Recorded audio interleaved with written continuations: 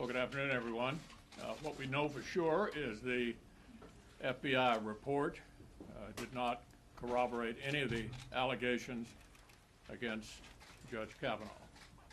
And the second thing we know for sure is that there's no way anything we did would satisfy the Democrats.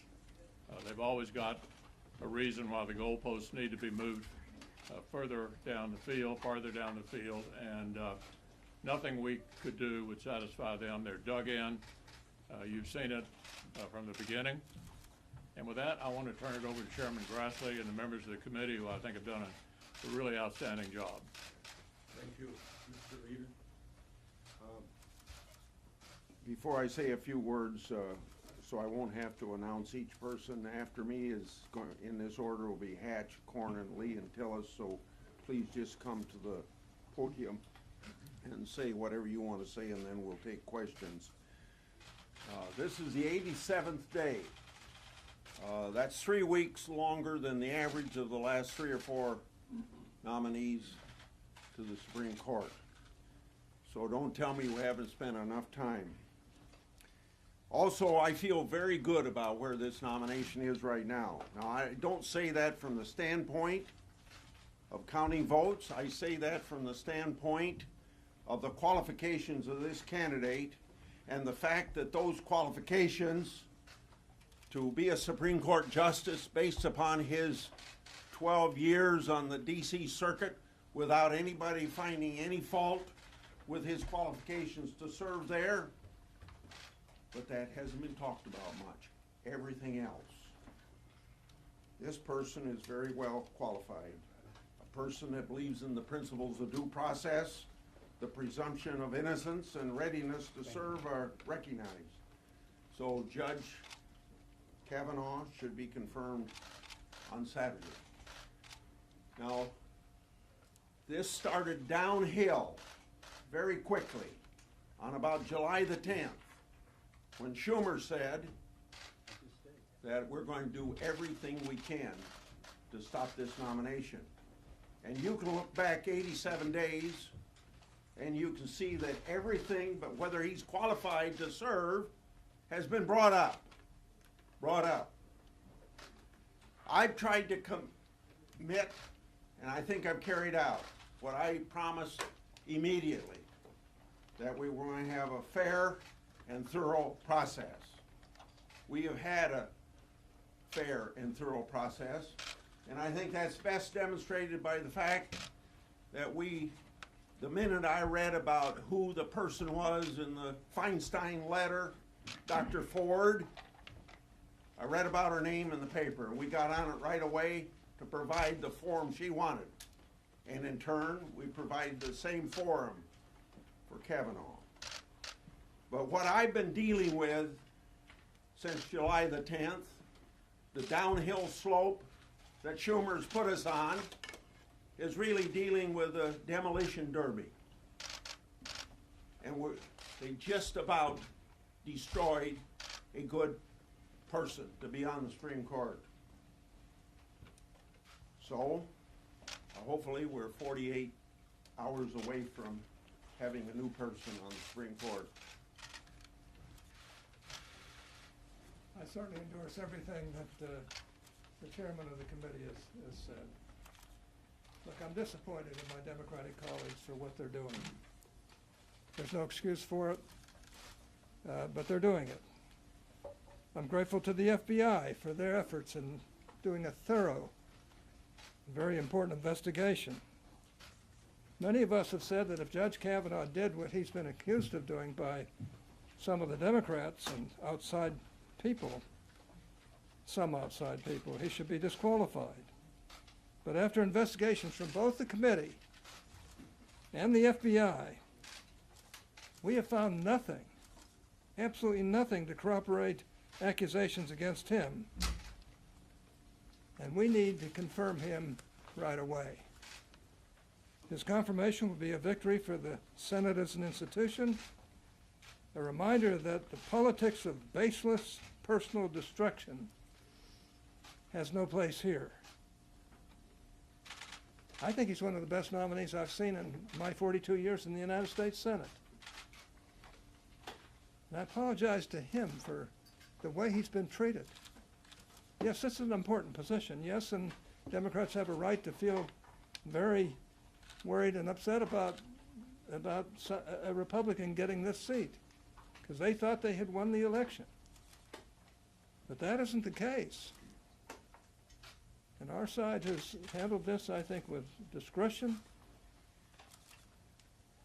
handling every problem that has come up. And frankly, I hope we can just move forward and get this done. It's the right thing to do. Judge Kavanaugh is a great judge. He'll make a great justice on the United States Supreme Court, and I intend to do everything I possibly can to make sure he gets there as quickly as we can.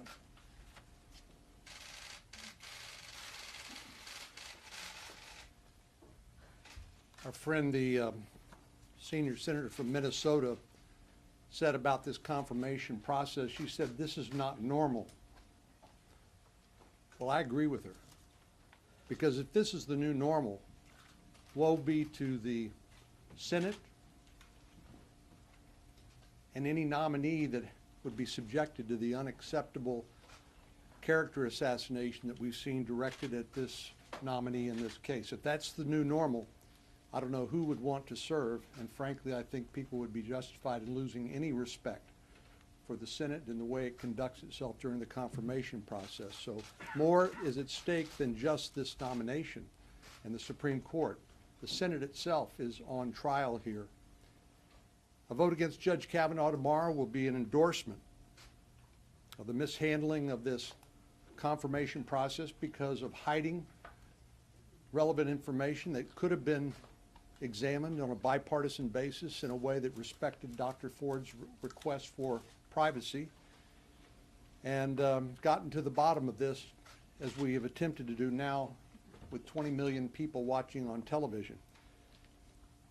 A vote against Judge Kavanaugh tomorrow will be a vote for abusing the confirmation process and a good person, and it will be a vote for the shameful intimidation tactics that have been employed as part of an orchestrated smear campaign. I agree that the FBI investigation, now they've talked to a total of 150 different people through the 7 background investigations that Judge Kavanaugh has been through since 1993. No corroboration, no confirmation of any of these outrageous accusations that have been made against him. Unfortunately, this could have all been avoided. Most of the embarrassment to Dr. Ford and the public circus-like atmosphere, if the ranking member had just made the allegations known in the regular process and could have been investigated, as I said, in a way that would have protected her and her confidentiality. I've said before, and I say it again, I believe that we should, and we did, treat Dr. Ford the same way I would want my daughters or my wife or my mother treated under similar circumstances. But we have to remember that Judge Kavanaugh is entitled to a fair process too, and he has not been subjected to a fair process, anything but. So now's the time to quit all of these antics, these hijinks, this circus-like atmosphere, and we'll do that tomorrow morning when we vote, and Saturday when we vote to finally confirm this good man to this important position.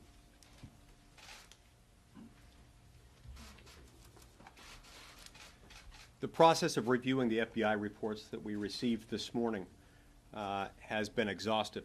It has been a collaborative process with my colleagues. It occurred in a classified environment because these are documents that we're not allowed to disclose to the public. But because we can review them in only one place, we reviewed them together, and we stopped and we talked about each point made to make sure that we understood the message from each interview and each report.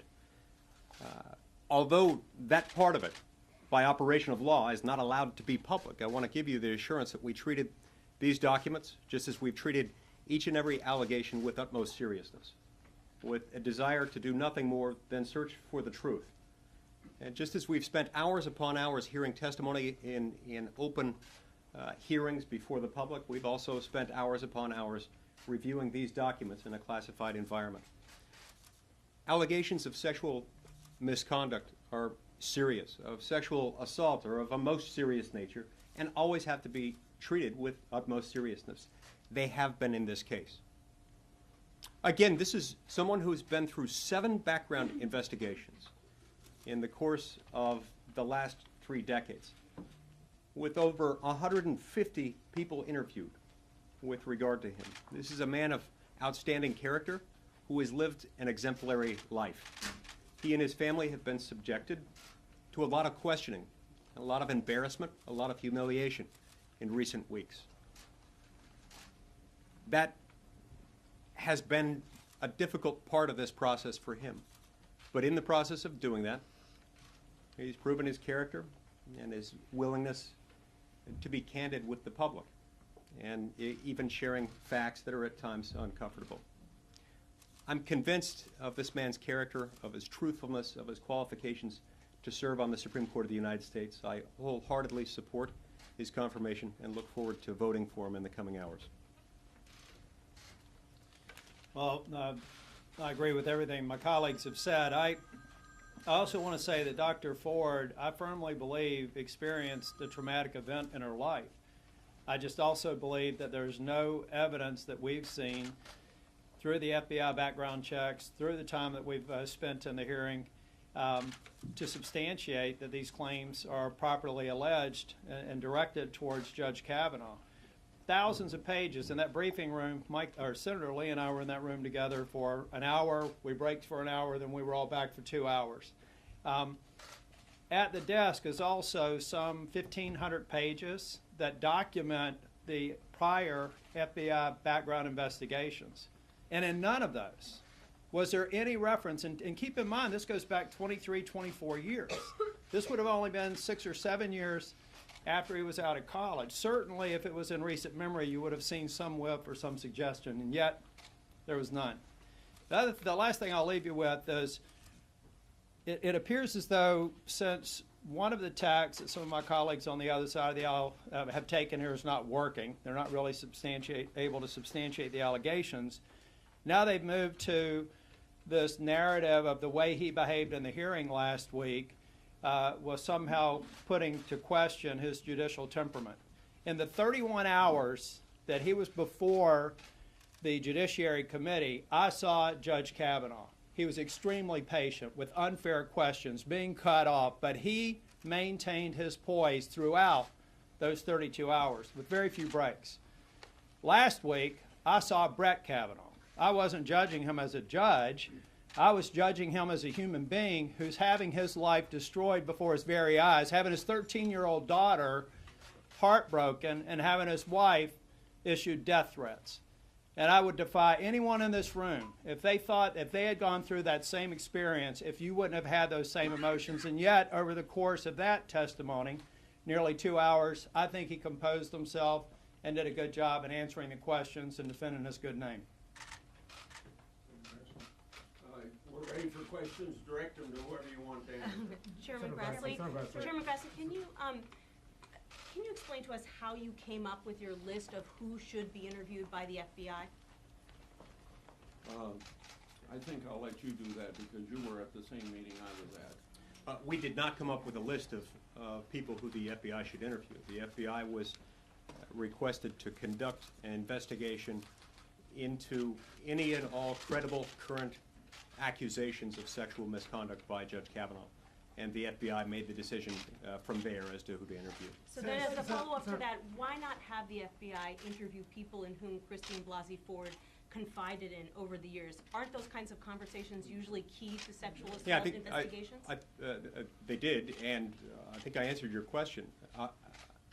Our request was to the White House. The White House then made the request of the FBI to conduct a supplemental investigation into current, credible accusations of sexual misconduct. They did that. Just to be clear, that we did not give them a list of people and only these people they can speak with. We went back to have them go back and to those who issued statements, speak with them. But a part of the protocol when you do a criminal background investigation, is there anyone else I should speak to? And in fact, when they went through that, they identified some others who hadn't put forward statements before, and we saw that in the record this morning. Senator, Chairman Christine Blasey Ford's Grassley. attorneys have said specifically that there should be 8 additional witnesses interviewed. And Deborah Ramirez's attorney said there could be 20. There should be an additional 20 witnesses interviewed, potentially people who could corroborate these accounts. Why not green light the FBI, tell the White House to green light the FBI to interview these additional witnesses? The FBI has gotten all the permission they need in order to interview whoever they think is necessary. There has been no one to corroborate any of the allegations made by Dr. Ford or by Ms. Ramirez. And the FBI has reported that back to us. They have followed additional leads. But the whole purpose of this is delay.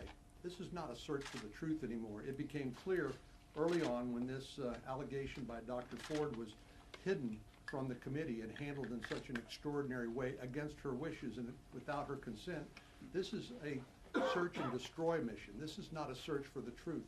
We've done everything we can to treat both Judge Kavanaugh and Dr. Ford fairly and treat all allegations made seriously.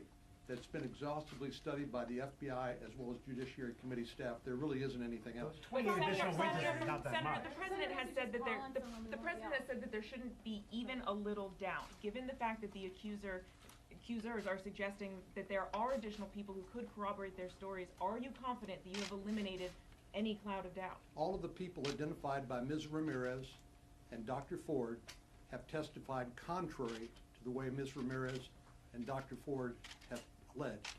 And so the witnesses they have identified saying they were present at the event have all refuted their allegations. So I think that ought to settle But it. they said there's Senator, 20 on witnesses. a slightly different note, one thing that was noticeable at the committee hearing was when Christine Blasey Ford said that it was not clear that the committee would go to California to interview her. I'm just curious, Chairman Grassley, you've already referred some charges to the DOJ regarding uncorroborated allegations. I'm wondering, will the committee take any kind of action against the attorneys for Dr. Blasey Ford? We don't prosecute.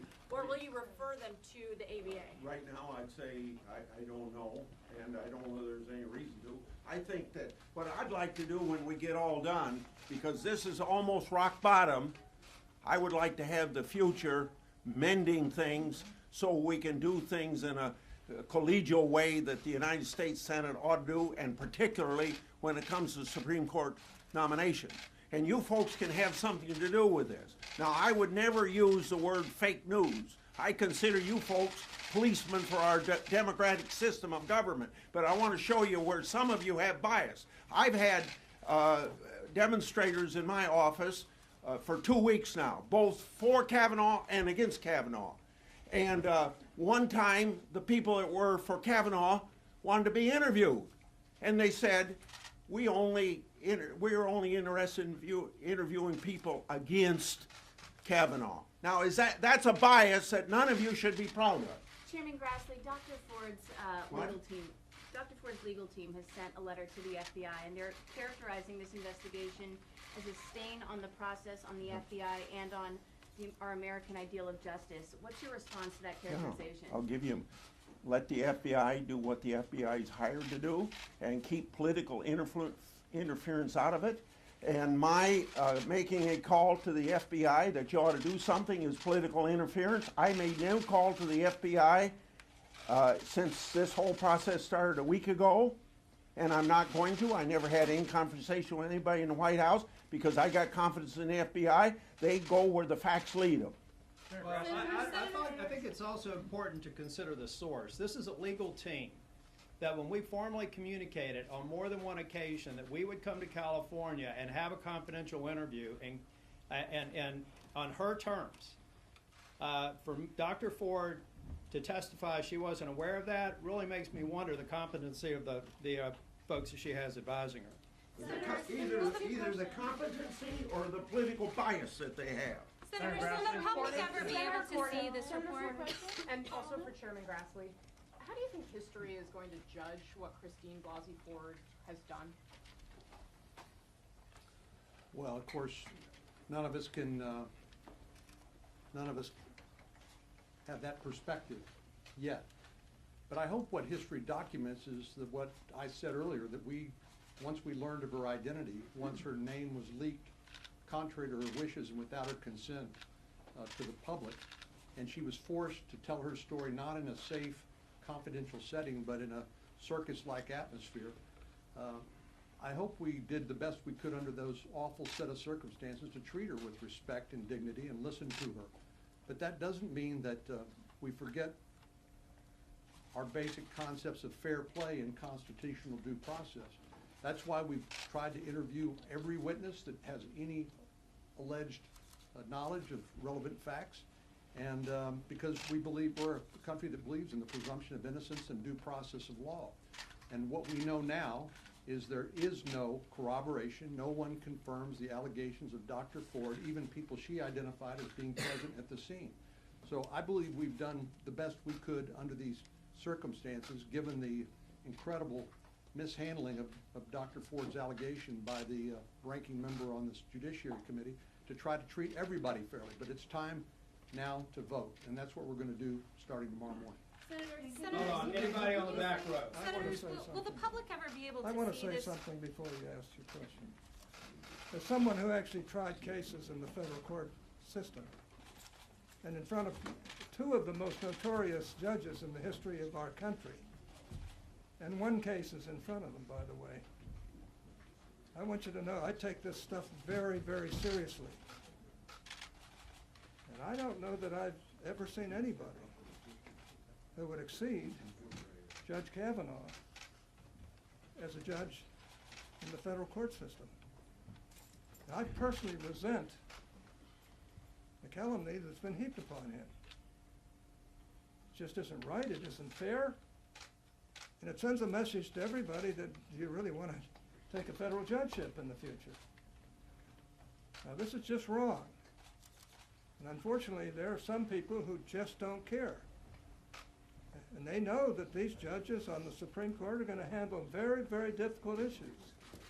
And I'm sure that when the judge is there on the Supreme Court, he'll decide issues that will terribly disappoint Republicans and maybe terribly disappoint Democrats from time to time. But I know one thing, he's honest, and he will decide cases based upon the law, and he'll do a good job in doing it. That's one reason why we feel so deeply about this. And frankly, I resent this business of taking on anybody that is from the Republican Party or the Democratic Party for a federal judgeship. It's really irritating, as though these people who have spent a lifetime getting A/B ratings, the highest rating you can have from the chief rating service of attorneys in this country. I know a little bit about that. I have the highest rating you could possibly have, both here in Utah and back in Pennsylvania. These are important things to me. When I got out to practice law in Utah, I was told by everybody that Judge Willis Ritter was a curmudgeon that you really had to watch. Well, I got along well with Judge Ritter. He just wanted you to be competent when you went to court. On the other hand, he was biased, there's no doubt in my mind. This is an important position. And this man is qualified. And they put him through this type of a mess just because they are unhappy that Donald Trump had the right to appoint him. It's just plain wrong. And I got to say that I'm proud of my colleagues for standing up on this issue, and we ought to all be standing up on these issues. What we want is we want competent federal judges who are not biased, who basically will abide by the laws themselves. And this man is one of those. Hold up. Last question. You all, the Democrats say one thing after looking at this report, and you all say another. Will the public ever get any sort of a view or any sort of a summary of what this report said? Cover about the rule. Well, it was very clear to us in the memorandum of 2009 between Obama and Chairman Leahy that there's one document, no copies made, and not released to the public. So we can't do that. Now, there's some suggestion the White House can do it, but you're gonna have to go to the White House to get that answer to your question.